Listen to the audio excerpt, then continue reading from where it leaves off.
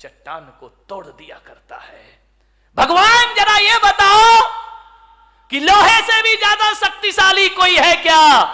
भगवान महावीर ने कहा हां, लोहे से भी ज्यादा शक्तिशाली अग्नि हुआ करती है, जो लोहे को पिघला करके रख दिया करती है। तो भगवान जरा इतना और बता दो कि अग्नि से ज्यादा शक्तिशाली इस धरती पर कोई है? तो महावीर ने कहा धरती अग्नि से ज्यादा शक्तिशाली पानी हुआ करता है, जो आग को बुझा के रख दिया करता है। तो भगवान फिर इतना और बता दो, पानी से ज्यादा शक्तिशाली कौन होता है इस धरती पर? तो भगवान महावीर ने कहा पानी से ज्यादा शक्तिशाली आदमी का संकल्प हुआ करता है, आदमी के हौसले हुआ करते हैं। बोले हौसलों से बड़ा कुछ होता है? तो महावीर ने कहा संकल्प से बड़ा इस धरती पर कुछ नहीं हुआ करता है। और संकल्प में वो ताकत होती है कि पानी को पाताल से निकालने की ताकत आदमी के संकल्प में हुआ करती है। ध्यान रखिए, संकल्पों से जिंदगी जी जाती है, संकल्पों से जीवन चलता है। मान्यवर विचार करिए, आप सोचिए, संकल्प बुलंद होना चाहिए इस आदमी के।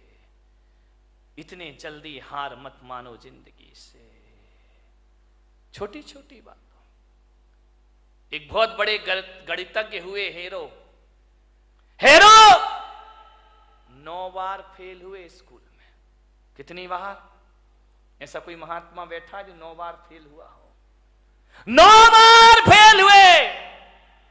पिता ने कहा ये पढ़ाई बंद कर, तेरे बस की नहीं है, तू नहीं हो सकता पास। 9 बार फेल। चल पशु चरा, उठा डंडा, गाय चरा, भैंस चरा, तू पास नहीं हो सकता, तेरे भाग्य में पास होना लिखा ही नहीं है। उसने कहा यार लगता तो ऐसा ही है कि अब मैं पास नहीं हो सकता। 9 बार फेल हुआ क्लास में। एक दिन बैठा था अपने घर में, एक चींटी को देख रहा है। चींटी चढ़ रही है, गिर रही है, चढ़ रही है, गिर रही है, फिर चढ़ती है, फिर गिरती है, फिर चढ़ती है, फिर गिरती है।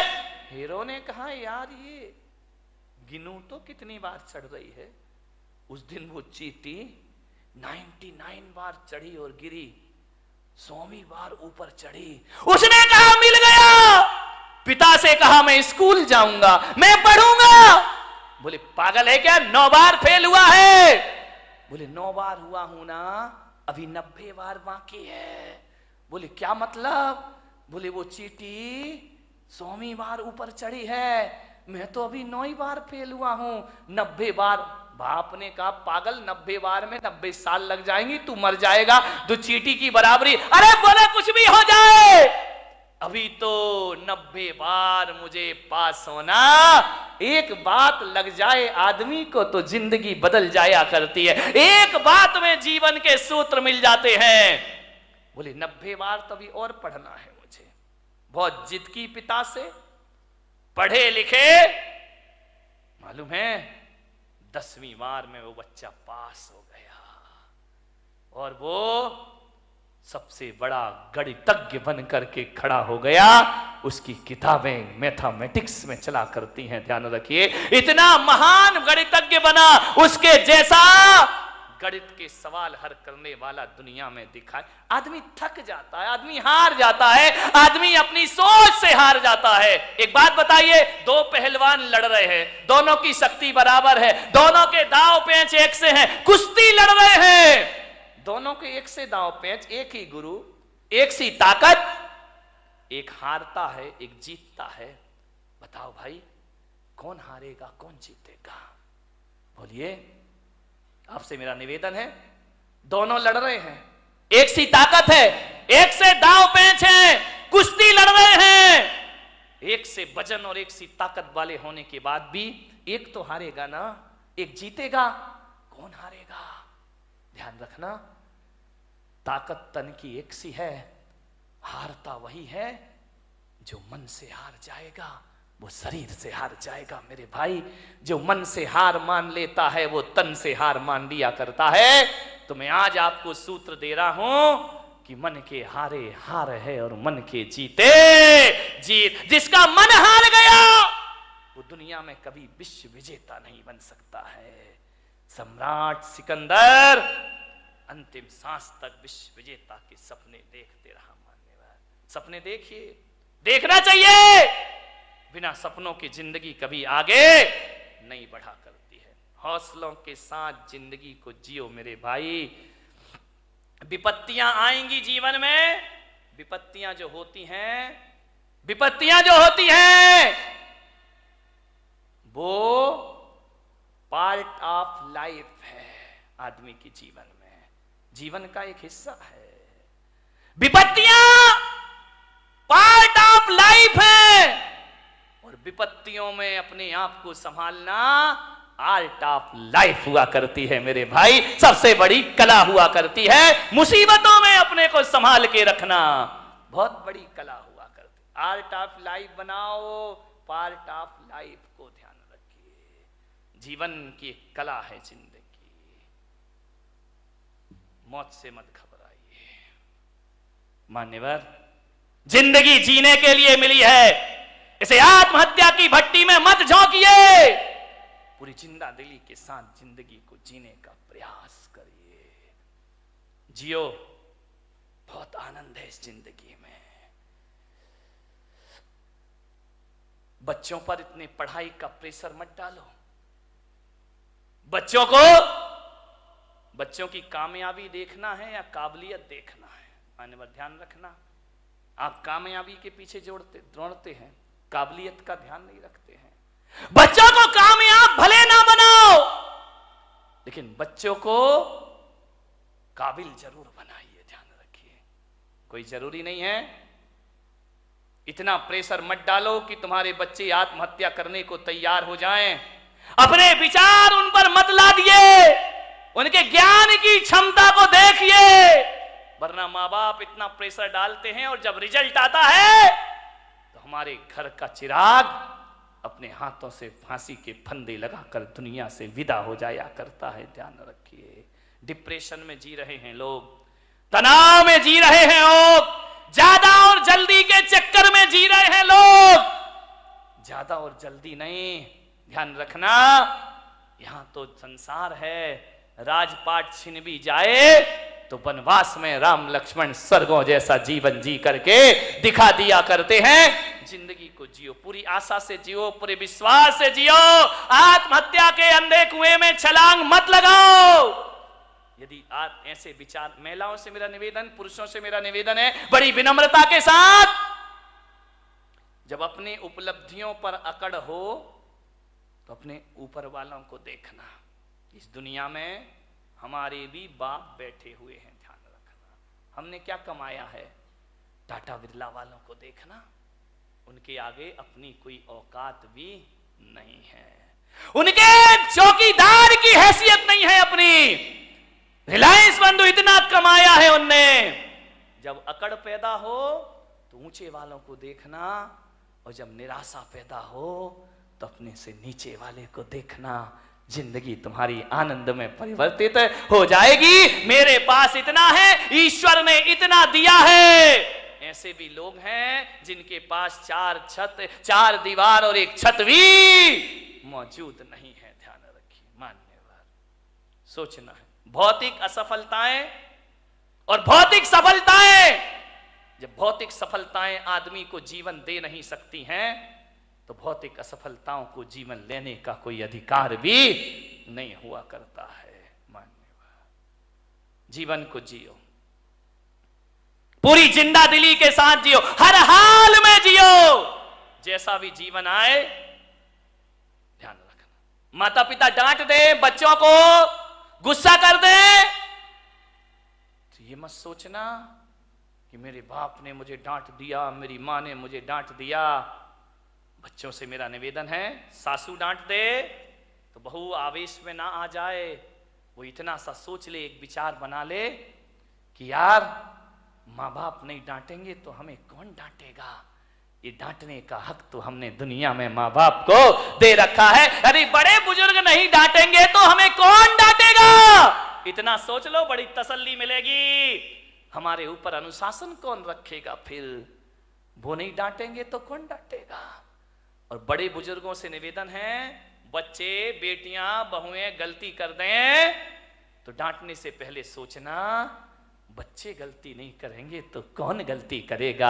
आपका घर सुखी बन जाए। बच्चों से ही तो गलतियां होती है, बहू से ही तो गलतियां, अरे आई है बच्ची है ससुराल से आई है, हो गई गलती, उसके लिए इतना तमाशा खड़ा करने की क्या जरूरत है? जीवन को सुखी बनाने की छोटी छोटी सी बातें हैं, ये आपकी जिंदगी को बदल के रख देंगे, पलट के रख देंगे। गलतियां तो बच्चों से ही होती हैं।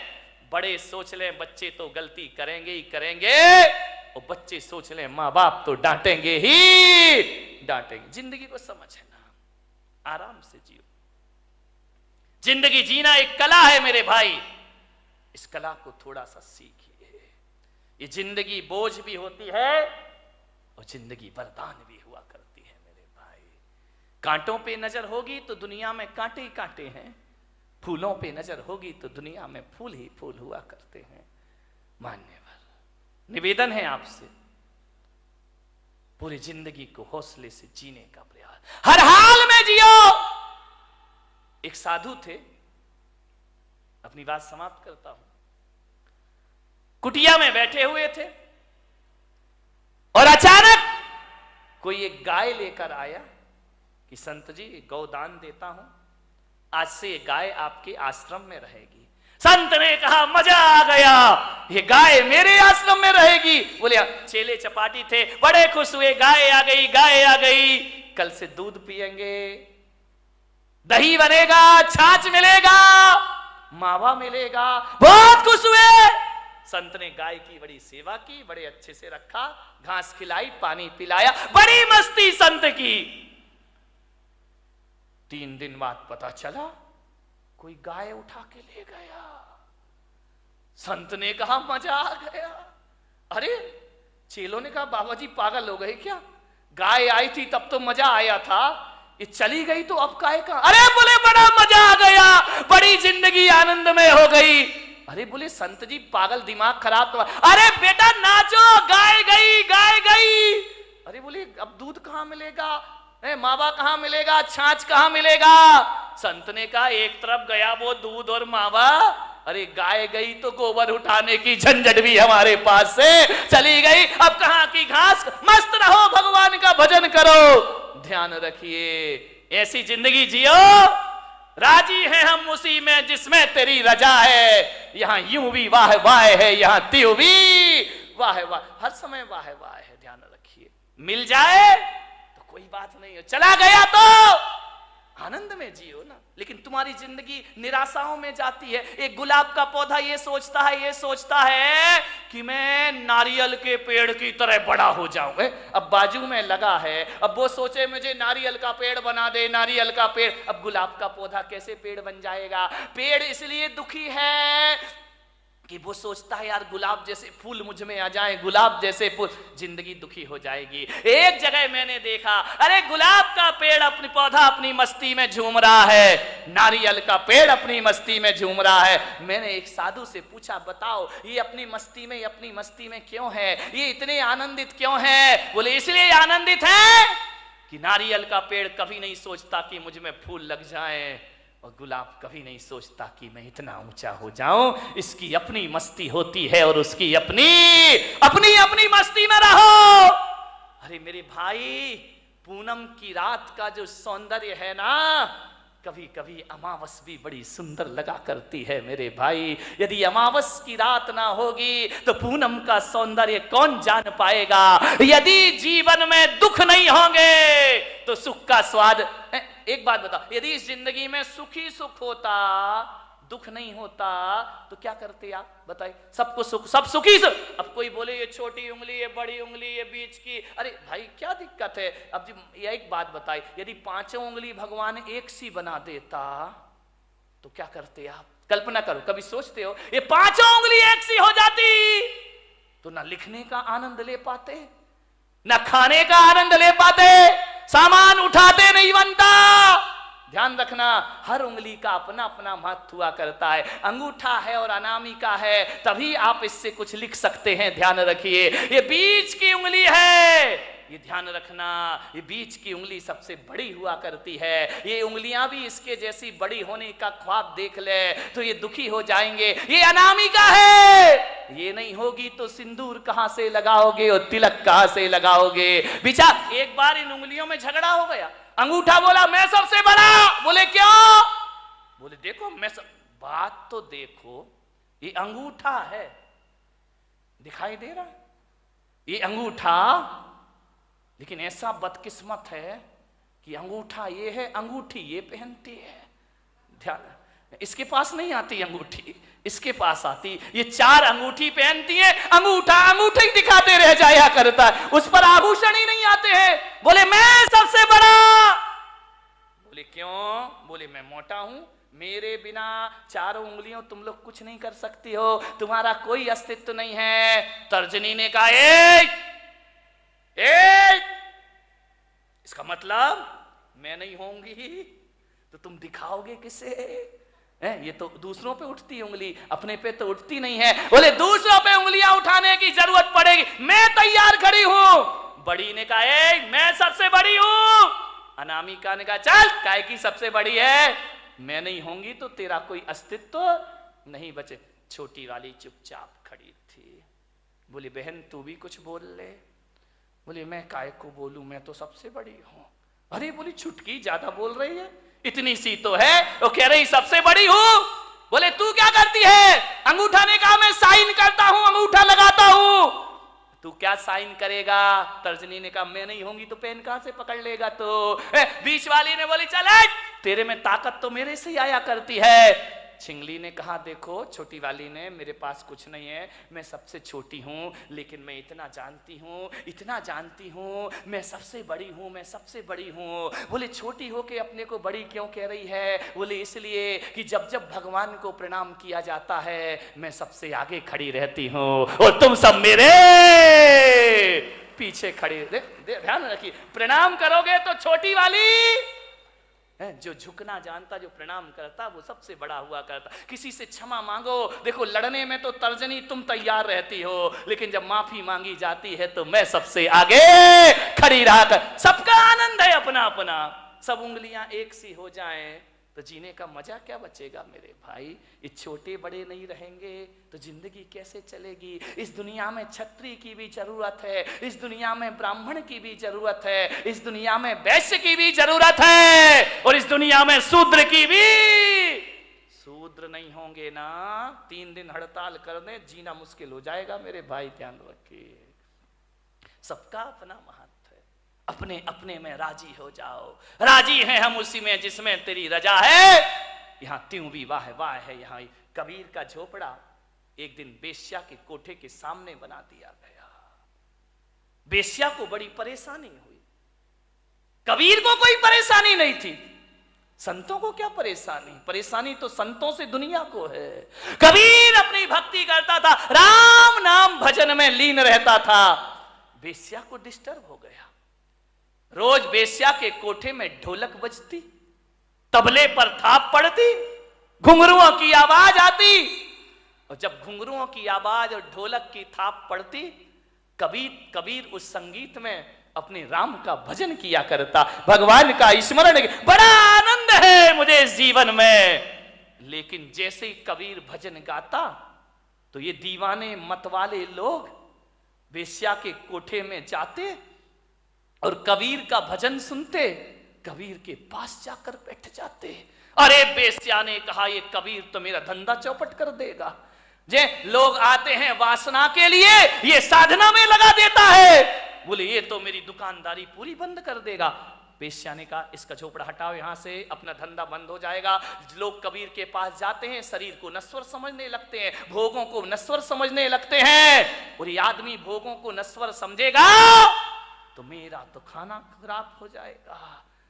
बेश्या ने अपने यारों से कहा कि जा आज रात को कबीर का झोपड़े में आग लगा दो, जला दो रात को। रात हुई, बेश्या के यार गए, कबीर के झोपड़े में आग लगा दी। घास फूस का झोपड़ा धू धू करके जलने लगा। कबीर ने देखा, वाह वाह, अभी तो ये झोपड़ा तू कितना चाहता है मेरा राम, मुझे कितना प्यार करता है, क्योंकि जब ये झोपड़ा था ना तब तुझे दिक्कत होती थी मुझे देखने में, अब झोपड़ा हटा दिया, आओ अपन सामने से दीदार करेंगे। बीच की दीवार खत्म हो गई, मजा आ गया, हरि भजन करने लगा, जल गया झोपड़ा। बोले लोग हवन यज्ञ करते हैं तो आहुतियां डालते हैं, वारे मेरे राम जी तुमने तो मेरा झोपड़ा ही आहुति में डाल दिया, मजा आ गया।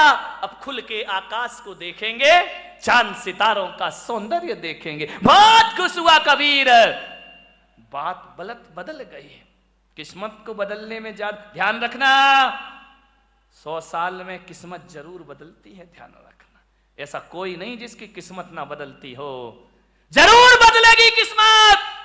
आज है कल नहीं रहेगा, आज कुछ नहीं है कल सब कुछ होगा, ध्यान रखिए। हवा का एक झोंका आया और कबीर के झोपड़े की आग वेश्या के कोठे तक पहुंच गई, और उस आग ने पर्दे जलाना शुरू कर दिए, पर्दे जल रहे हैं, साजबाज जलने लगे, ढोलक फट गई, हारमोनियम जल गया।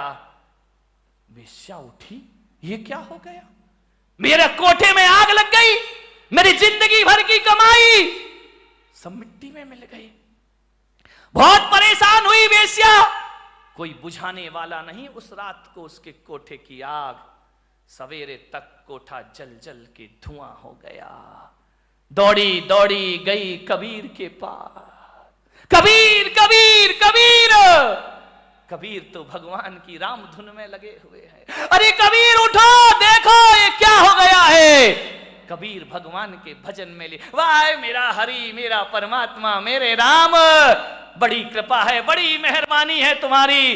वेश्या ने कहा, कबीर तेरे तो आगे पीछे कोई नहीं है, तू तो साधु अक्खड़ फक्कड़ है, मेरी तो जिंदगी भर की कमाई धू धू करके जल गई कबीर, मैं बर्बाद हो गई। कबीर ने आंखें खोली, क्या हुआ वेश्या, देख कबीर मेरा कोठा जल रहा है, धू धू करके राख हो रहा है मेरा कोठा, बचा ले कबीर बचा ले। कबीर ने कहा, इसमें मैं क्या कर सकता हूं। बोले कबीर मुझे माफ कर, मैं प्रायश्चित चाहती। अरे किस बात का प्रायश्चित।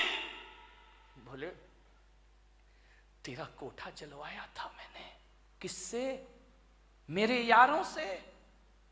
तो कबीर ने कहा मैं क्या करूं, तू मेरी अपराधिन है ही नहीं, तेरे यार ने मेरा झोपड़ा जला दिया, मेरे यार ने तेरा कोठा जला दिया, ये तो दो यारों की लड़ाई है, तेरी मेरी तो कोई बात है ही नहीं, ना तेरी गलती ना मेरी गलती, तेरे यार ने मेरा झोपड़ा जलाया तो मेरे यार ने तेरा कोठा, ये दो यारों की लड़ाई है।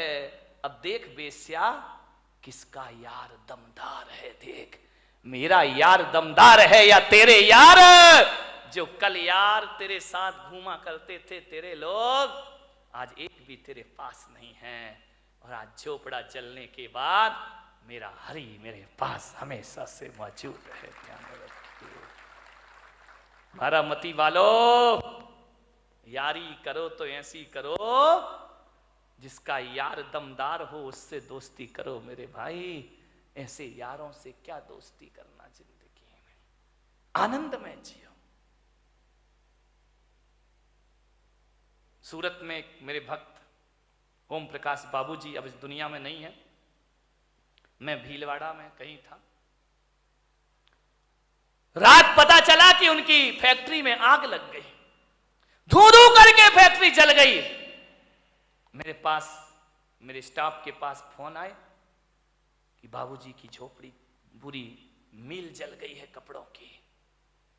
वो जिन शरणम के अध्यक्ष थे उस समय, बाबूजी की फोन पर स्पीकर खोल के बात हुई। मैंने कहा बाबूजी ये जो मिल जल गई आपकी, कहां हैं आप। बोले कहां हूं, सामने खड़ा हूं, मिल जल रही है कपड़े की, आप कुछ नहीं कर रहे। क्या करना महाराज, कर भी क्या सकता हूं, मैं तो बुझा नहीं सकता। बुझाने वाले अपना काम कर रहे हैं, मैं अपना काम कर रहा हूं। मैंने कहा क्या हुआ?